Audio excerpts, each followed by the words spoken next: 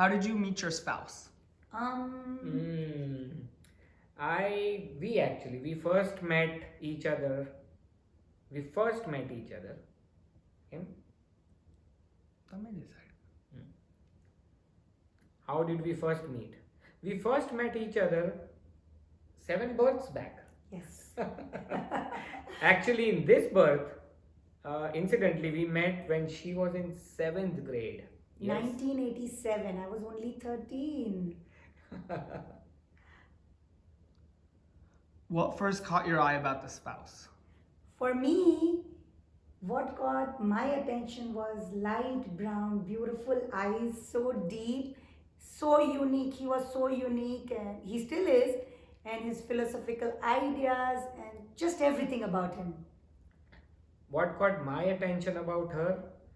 To be very honest, the very first time I was with her, and I just felt that this is the person who will be with me all my life. I just felt it. When did you know your spouse was the one for you? As I said, the first time I knew that this is my spouse for life is as soon as I met her and I looked into her eyes. There was this instinct within me which said that, hey Indranil, you met your wife, this is your life partner, this is your soulmate. For me, I started feeling for him slowly and gradually. I would share everything with him, talk to him, and actually, before I could realize that I love him, I loved Amir Khan and many other heroes that were like, for my teenage, that was my crush. And then he was so jealous. I didn't know he was jealous then because he kept saying that that's not reality and everything. And that, now I look back and I know why he said that's not reality, because he wanted to be my reality. I'm still jealous, okay? Tell me about your wedding day. What was your wedding and reception like? Oh, our wedding day was crazy. Means weddings in India, if you know, are really crazy. In the mornings, we have the Indian traditional wedding. In the evening, we have the reception. The funniest thing that I really remember about our wedding day is that I had muscle aches around my lips everywhere, around my jawline everywhere, because I was just smiling. There were more than 1,000 people in my wedding. So almost 500 or 550 families we had invited. So imagine there was a long line to greet us in the reception, and that was the funniest, right? That was the funniest. But what I remember about my wedding is the morning I woke up and there were so many rituals that day. And then the favorite part of my wedding day that I love and I really think about so many times is the Sat Fere we took. And he took my hand in his and promised me so many. He took the vows and promises so many birds together, and that's my favorite moments from my wedding. And then I remember the Sangeet night. Oh my God, at that time when we got married, so probably 1993, 28 years back, Nagin dance was so famous. Yes. Oh my God, and we kept dancing like a crazy, like really crazy. And now when we look back, we think and we see that the dances then were so simple, so sweet, so cute. Now it looks funny when we are doing Nagin dance. Yes. I don't know, many of you our age, you may relate with that. Yep. Were there any surprises? There were no surprises. It's not like nowadays. Nowadays there are so many surprises. There is the first time when they propose, the first time when they there are every month there is some anniversary going on. When we met anniversary, when we spoke anniversary, when we said I love you anniversary. We did not have any surprises. There was no surprises at all because my mom and dad, my whole blood family was in United States at that time. I did not get my visa, and I was the one who booked my reception hall, the wedding venue. Everything was booked by me. I designed my wedding card, so there was no surprises. What is something that irritates you about your spouse? Should I say it in the open? Say it. What irritates me the most about her is she keeps on repeating the same instructions again and again. And if you don't listen to her, she'll eat up your head. Janu, Janu, Janu, Janu, Janu, did you do this? Janu, did you do that? Did you call this person? Even if I have called, and then she'll ask the question but not listen to the answer. So if she asks me, did you do that? And I say, yes, I did it. Within a few minutes, she'll ask me again, did you do that? And I'll say, yeah, I already responded to this. And she'll be like, no, you did not. So we have another argument there. I answered you, and she's like, no, you did not, because she did not listen to it. No, he's a liar actually. No, He really is a it's liar. true, it's true. You know what irritates me about him the Yeah, most? go ahead. Yeah. It must be a long list. Actually, I just love him so much. But no, there are things that irritates. The worst thing that happens every time is if there's any decisions to make, if there's anything to do, I'll keep thinking of avenues and thoughts and ways and everything. And he's just so calm, he just doesn't bother. And he's like, oh, everything is going to be taken care of. But you have to plan, you have to think. But no. Yeah, because my Baba, Shirdi Sai Baba says, Shraddha and Saburi. So I'm trying to teach her that. How do you show love without saying I love you? He's so good at it. He just doesn't. He never says I love you, and then he says, I don't have to say and prove my love to you. I'll keep saying love you all day long, which he doesn't care about.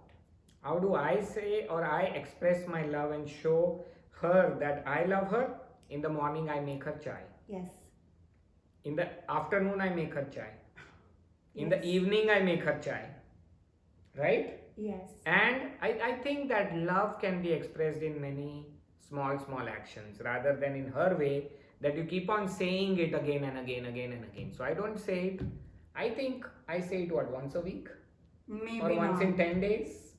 Yeah. But you But know it's in my how he actions. expresses is every time I get nervous or I'm upset or if I'm just too much in the grill or like I'm grilling myself with whatever it's work or anything, and he'll just say, you know what? You just need a hug. Come, let me give you a hug. And that's how he shows his love. And that's so precious. Thank you. What does a normal day look like in the Joshi household? Oh.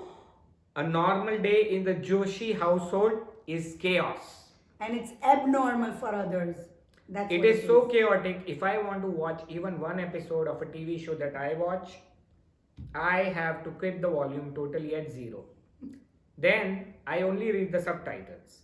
While reading the subtitles, in a 20-minute episode, at least 25 times somebody is crossing over. Or my son will come or my daughter will come right in front of me and stand there, including her, the big boss. And then I have to tell them, excuse me. So I pause my show. Then I have to tell them, please, you are right there in the center of my vision. I don't say anything, I just say. So then hopefully somebody notices that the kids or the wife are in the way of me while watching my TV. So they'll be like, Aryan bhai, you are in between. Papa is watching TV, or Aryan will yell, Arnav bhai, you are standing right in between there. For me, the most chaotic thing in this house is everything needs to be repeated 100 times because nobody listens to you, nobody wants to do what they are being told to, and then they say, why do you come and tell us the same thing 10 times over? Because they don't want to listen. But nope. And then the other thing that's so popular in our house, an average daily ritual, not even ritual, how it works is because everybody wants to be heard and nobody hears each other, everybody wants to talk. So they speak loudly. Yeah, so they everybody talk so speaks loudly. louder than the other person, So- and ultimately everybody speaks loudly, and I have stopped speaking. That's true. But it's beautiful. It's just beautiful. I wouldn't compromise or trade anything for every moment that is there in my household, Yes, our household. yes. Do you have a favorite child and why? Not really. I think, do I have a favorite child? No, I do not. All of them have such unique qualities, and I think as a parent, as a father, I think that it's like asking me if my left eye is my favorite or my right eye is my favorite. No, I don't have a favorite child, but I have a favorite wife, and Ah. I have only one. Do we have favoritism? No. So we don't have a favorite child, but yes, there are kids in our house who think they are favorite. And I think the youngest ones, the twins, it's a girl and a boy, Artiv and Ashmi, and they both think that they are the most favorite and they are most favored. Actually, that's what all the other three think, especially the oldest two. Oldest two think that all three, the younger ones, all are favored, and we don't what it's called, like we don't tell them enough, we don't correct them enough, we don't we won't say you're wrong, and we are not harsh on them. So that's what they think, but that's not true. I think that is the drawback of anyone becoming the oldest child. I think my oldest son Aryan is the one who always gets bashed up, bish bash bush. He always says that, Papa, you always do bish bash bush to me. Oh, And yeah, go ahead. and their favorite word is scrape. Why do you always have to scrape us? And like, we don't do anything, we just teach them, and they Yeah. think we are scraping them.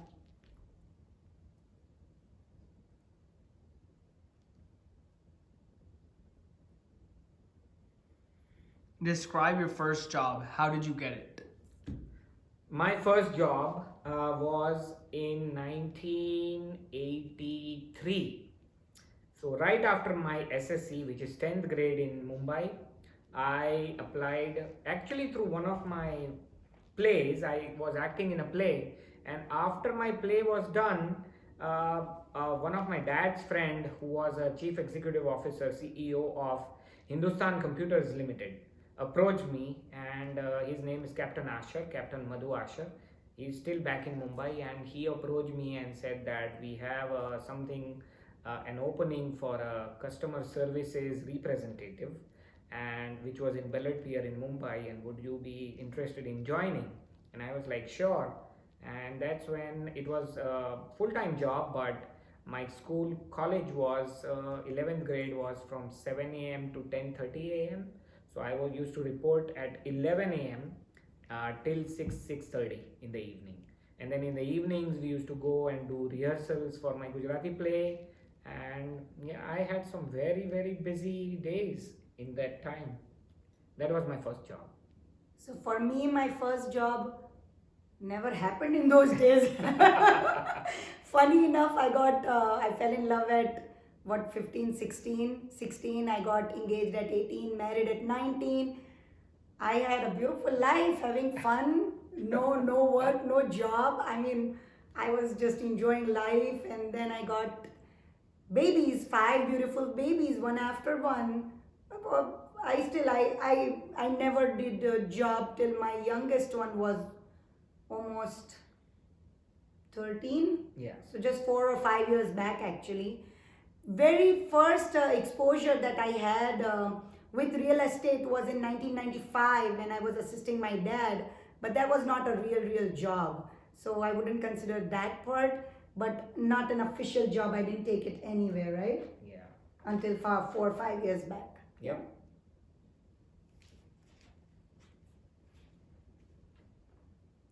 How did you get into your career? How did I get into a career? I got into my career because of my dad, actually. My dad was a writer, director, actor on Gujarati stage. He was a Gujarati movie maker. He wrote TV shows. He acted in TV shows and movies. So naturally, from my childhood, I was always drawn and inspired by my father, Surendra Joshi, and I always wanted to be like him. And because of that, my first entry on stage was actually when I was 6 days old. There was this play dad was doing, and they actually wanted to bring in a real baby on stage. And the play was a super hit, and they used to bring me in, and to show the audience that this was a real baby, they were ruthless actually. They used to pinch me. To make you So I cry. would start crying. So a lot of actors who are very well known actors in Mumbai right now, they remind me of this story all the time. So yeah, my career was always as an actor, and I started very early, since I was 5-6 years old. So for me, I started. So right now I'm an actress and a realtor by passion and profession. So I became a realtor. I was introduced to that field when I was only 16 or 17 when I just did my SSC and I started slowly working with my dad, and that was my first step in real estate. But for acting, I think it was in 2013 14. 2014, that's when we decided to close all the businesses, shut down some, sell some, and we decided to follow my husband's passion. And that's when he said, "Oh, I need a heroine to work and act in my play." And I was like, "Okay, let's find one." And he's like, "You are the one." And I'm like, "What? I've never in my weirdest dream ever even thought of acting." And he's like, "Nope, I cannot trust an outsider to back me up the way you would back me up." And that's when so 2013, Yeah. it took him 6 months to convince me that I can act. And one thing convinced me, that he said in the end, he said, "Do you have faith in me?" And I said yes. And that's how I got into that profession of mine. Yes. And at that time, I still remember her favorite dialogue every time I tried to convince her was that, "You, Janu, do you want that the audience throws tomatoes on you?" Oh my god, I was so nervous. What was your favorite job and why? My favorite job, even today and even before, has always been to be on stage. I do love acting in front of the camera too, but yes, being on stage has its own merits, its own rewards, and nothing beats that. That is my favorite job. Yes, apart from jobs which you say, like being a ideal husband, being a ideal father, yes, those are my favorite jobs too. But I think that's not my favorite job, because that is me. Oh, that's right. So my favorite job is, I love acting. I loved it when we did the acting on stage and we did Rang Rangilo Gujarati. And I loved when I got a chance for the TV series Metro Park. It is awesome. So I love that. I love that attention that I get after people see that. And for real estate, it's like, it's my passion. It's like I found, now I feel that, oh, really, was that my passion? So when I was young, I did do it with my dad, but I did it because I did it. I mean, it didn't, you know how it is at 16 and 20 and 22. It's not really, you've not found your passion yet. And now when I look back, my first passion was Indranil, my husband. Oh, Then my passion was taking care of my home and my lovely kids. I've not once thought that I should work and follow my ambition or anything. That was my ambition, that was my passion. And now I cannot think anything except acting and real estate. Real estate is like middle of the night. I'm thinking about my clients. What can I find them? How do I get this deal go through? How do I work it better? So I think, oh, her passion for real estate is coming out crazily. Like, as soon as I say goodnight, I leave by like 11:30 p.m. She is not back till 3 a.m.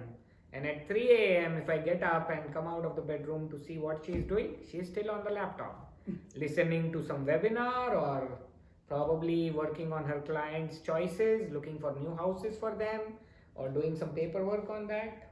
yes. In fact, the funny thing that happened today morning was 5 o'clock. I just woke up to go to the bathroom, and then I remembered one task that I have to do, and I just put it in my group chat. That now that my other kids are also following for real estate, and we have a group chat for that. So I added quickly the notes that I need to do first thing in the morning when I wake up. So yeah, it has become like a passion. In the middle of the night, I wake up for a minute and I think about it.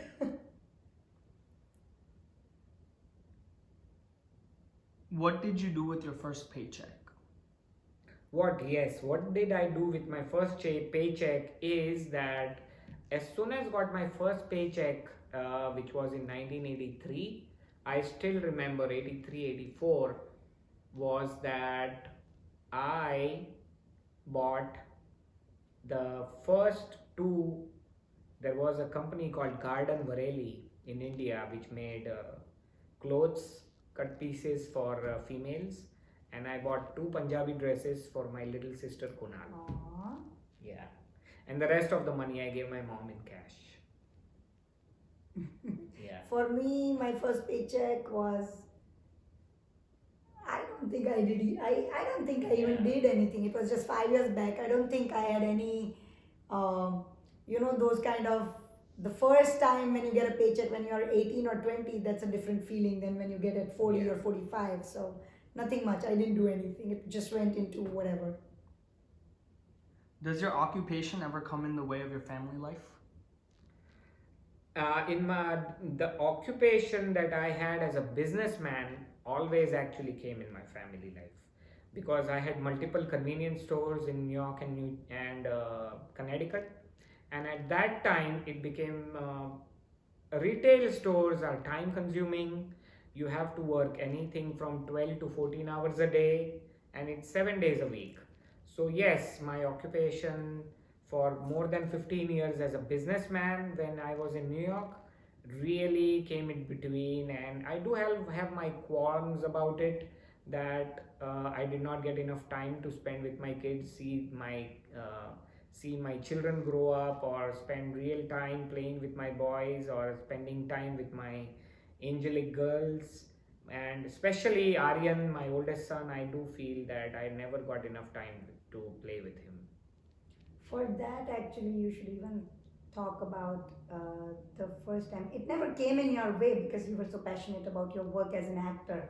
But I think you have mentioned that your grandma passed away and you had a show, Yes. a stage show that you had to go to. Yes, there was one comedy play I used to do, and I had a comedy character back in Mumbai, and this was way back in 1985. So I was in my teenage at that time, and I think 18 or 19 years old.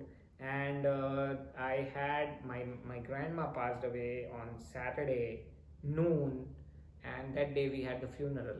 And the very next day, in the afternoon and the evening, we had two shows, and the producer and the directors were really concerned. They called up my dad and they asked, will Indraneel be able to perform?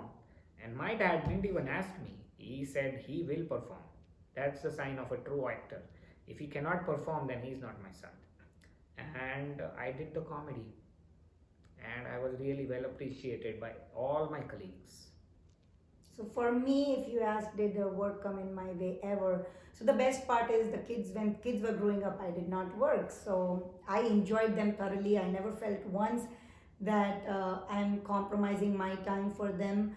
But today, now that all kids are old, now my youngest ones are 16, oldest one is 22, I have all the time and freedom to work on my passion. But yes, even today, I do feel, even though the kids are old, I feel I'm giving too much time to my passion, and when I have to compromise on little things that I used to, because I was a complete homemaker, so I used to take care of them, like every demand of them was answered always. And now when they say, okay mama, can you make me hash brown, I'm like, nope, I don't have time, make it yourself. So out of the 10 times they will get it 2 times. So I do feel that work, not just my work, I think it's for all the mothers, they do feel that they don't do enough for their kids. And for, like, I used to make garma garam rotis every single day for my my husband. But lately I do it, but it's not every day. Some days I skip, some days it's just pizza, some days it's just Mexican. But yeah, I do feel that it hinders in my homemaking job. When I came from India, and she used to give me garam garam roti in my plate, and I needed the ghee also next to me. So the roti, which is in the form of a ball, I would put the ghee and I would say, शेर मर जाएगा घास नहीं खाएगा. And then after living in United States for more than 5 years, I used to request my wife, शेर को अभी कुछ तो खिलाओ वरना शेर मर जाएगा. Give an example of when you made a mistake on the job. That is, did I make a mistake on my job? Rang I- Rangilo. In Rang Rangilo Gujarati, when? 18 pages forward, 18 pages back. Oh yeah, I used to make Start mistakes. over with the question. હવે pause કરી દઈશ. You have taken out my phone, right? This is not my મારો phone છે? I didn't take your phone. Okay. Did you pause it? No. It's okay. Okay. Any mistake I've made on my job is when I act and in my play Rang Rangilo Gujarati, sometimes I get so carried away, and while going through one dialogue, I didn't even realize I jumped probably 6 pages ahead? Yeah. 6 or 8 pages ahead. So 6 to 8 pages ahead is almost like 15 minutes ahead of the script. And if the first act is only 1 hour, you just jumped 15 minutes, means the first act will drop in 40 or 45 minutes. You can't do that. Luckily, I was myself the writer director. So as soon as I realized it, Maya was, from her expression on stage, I could see she's like, oh my God, what did he do? But she kept on flowing with the character, because she's not as experienced as me. She didn't know how to bring it back, but I realized it. And then while she was speaking her dialogues, I went through the script in my mind and I was like, oh yes, this is where I can take it back. And I jumped back those 6 or 8 pages and fixed it. But yeah, it was a major mistake I made. But honestly, I make that mistake a lot of times when I start getting a very good audience and I give extempos, which is extempo is a jargon that we use for speaking dialogues outside of the script. That is because the audience is so wonderful that you just want to please them more. Oh my God, and that scares me so much. It scares me to death. Like he said, I'm not an experienced actor. So for me, I have to prepare him before the show. Please don't get your extempos, otherwise I'll get lost and I get nervous.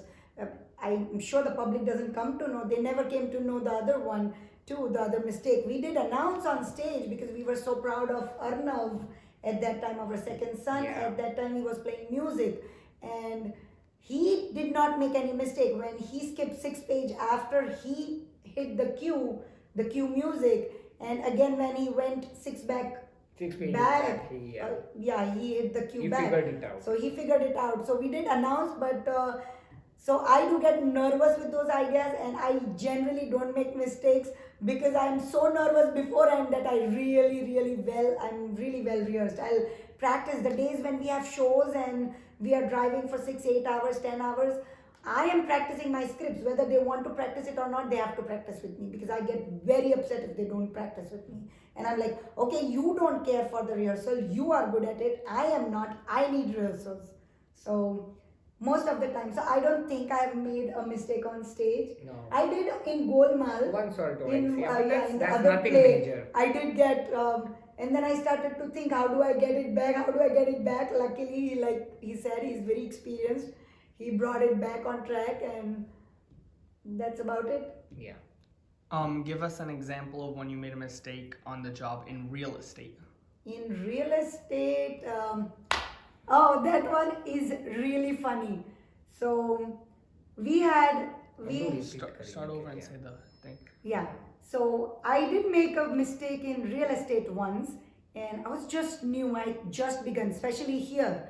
What I did in Mumbai as a realtor was completely different. That is, it has nothing to do with today's real estate in. It didn't even need a license there. Yeah, so it's completed. That was more like shadowing, and I did learn a lot. But now was the real solo, as I was working as an independent contractor, a solo agent, and I have to fend for myself. I have to figure out if I do any mistakes, and especially it is prompt, right? You have to answer your clients like this. And I had my client. He's asking me. He had closed. We had a closing for his deal, and we did the closing, and then he's asking me, he did his paperwork, but on the other hand, the other buyer, his buyer, works with another realtor, and he has to do the closing as well on a separate table with their realtor and whatever it is. So that was being taken care of, and I don't know, somehow he kept asking me, my client kept asking me that, oh well, so did they find the house and they have already signed, did they sell their house and they have done the closing for their house, correct?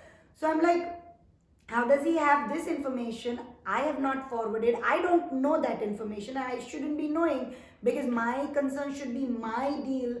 So that clients, as a buyer, I don't know, as a buyer, if he has already sold his home or not. And my client was so confident and he was asking me, and then I said, I just goofed up. I was like, oh yeah, I sent you the details on the text, right? And he's like, no, you did not send me the text. But and I was like, I got so nervous that am I bluffing? Am I doing wrong?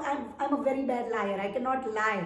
And I was so nervous. I was driving the car. My daughter was shadowing me, so she was with me, and I just hung up on that client. That's the worst thing I've ever done. And then my daughter is, you cannot do that. You cannot hang up on a client. And I'm like, no, I'm going to say that I lost signal, but I lost network. You do one thing. I'm driving right now. You go on my email and check. Did we send them anything? When did they close? And she's like, Mom, we don't have to worry about, you know, right? Our kids are more confident. And especially me, I started my career now late in 40s. So I get nervous far often than kids would usually do in the same situation. And I got so nervous, I hung up, and then my daughter calmed me down. And then I gave him a call, and I just said the truth.